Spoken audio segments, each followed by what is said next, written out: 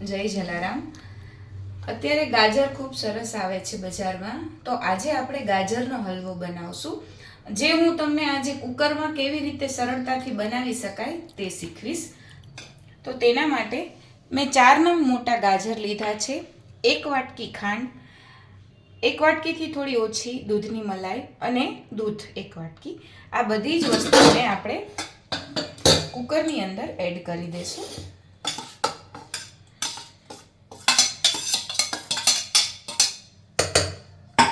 હવે આ 1 વાટકી ખાંડ આપણા ગાજરની અંદર આ રીતે એડ કરી દઈશું।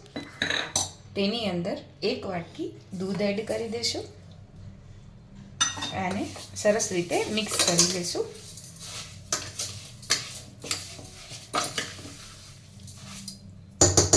આ સરસ રીતે મિક્સ થઈ જાય ત્યાર પછી આને આપણે 3 સીટી કરવાની છે।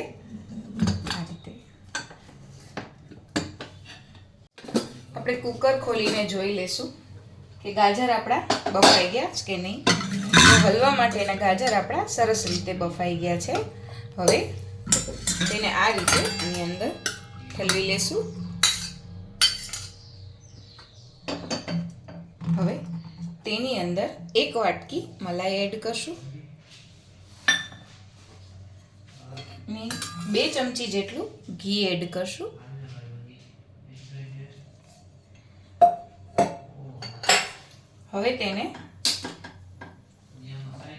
હવે આપણે આને ગેસની આ રીતે મૂકી દેશું અને ગેસ આપણે ધીમો રાખશું અને આ રીતે એને ચલાવતા જશું।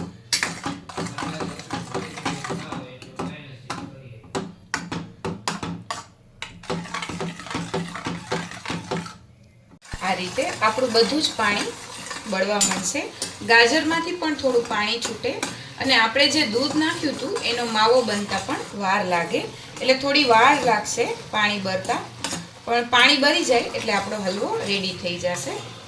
ગાજરનો હલવો સરસ બનીને રેડી થઈ ગયો છે। હવે તેની અંદર થોડા કાજુ બદામ ડ્રાયફ્રૂટ લીધા છે એડ કરી દઈશું।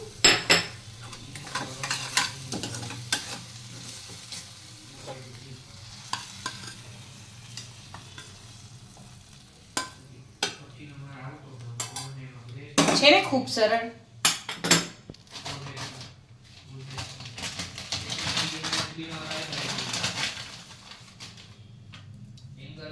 થોડા પિસ્તા। ખૂબ સરળતાથી કુકરમાં આ રીતે તમે ગાજરનો હલવો બનાવો અને મારી ચેનલને લાઈક, શેર અને સબસ્ક્રાઈબ કરવાનું ના ભૂલતા।